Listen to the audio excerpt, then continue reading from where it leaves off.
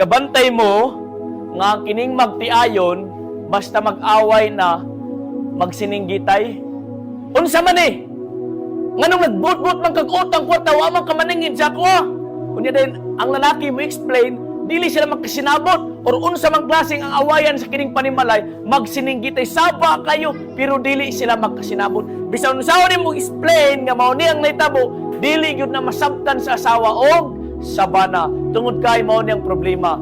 Naay gap sa inyong relasyon, naay kasuko kining nga problema mao ning nakababag nga bisan unsaon nimo explain dili masabtan sa imong partner.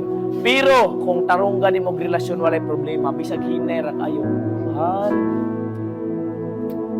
Masabtan gyapon na. Bisag di ka mo tingog, hinay ra kayo ang imong words. Imo ipasabot masabtanan niya kay nga naman wala mo'y problema. Mao na ang kining kamatuoran dinhi sa kining simbahan. Ay mga magwawali nga mosinggit sila kusog kayong tingog pero dili kayo nato masabtan. The Lord is coming! Magbantay ta mga kaigsunan!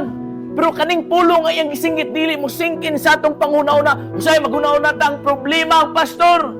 Wala may muwali, di ta ganahan, di ta makasabot. Pero ang problema naa sa atong kaugalingon. Nganong dili mo sulod sa atong una-unang kasing-kasing kay naatay gab kanato ngadto sa Ginoo.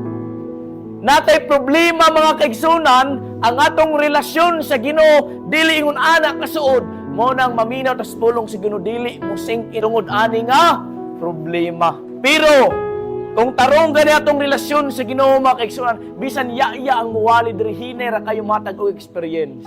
Kung tarong atong relasyon sa Ginoo pagkanindot paminawon sa grasya sa Ginoo. Amen.